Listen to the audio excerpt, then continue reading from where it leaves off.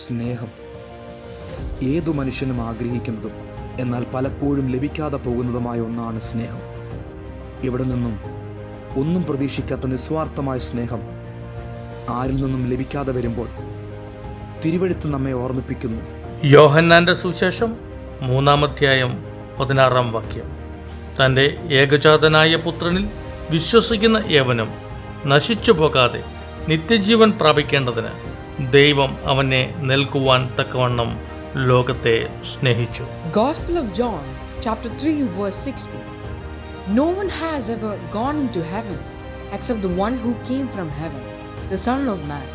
സ്നേഹത്തിൻ്റെ ഉറവിടമായ ദൈവം തൻ്റെ പുത്രനെ കാൽവറി ക്രൂശിൽ നൽകിക്കൊണ്ട് സ്നേഹത്തിൻ്റെ യഥാർത്ഥ രൂപം വെളിപ്പെടുത്തി. പാപിയായ മനുഷ്യനെ നേടിയെടുക്കുവാൻ സ്വന്തം പുത്രൻ്റെ ജീവൻ തന്ന് നമ്മെ ഓരോരുത്തരെയും സ്നേഹിച്ച ദൈവസ്നേഹത്തിൻ്റെ ആഴം എത്ര അവർണ്ണനീയം. God bless you. Have a nice day.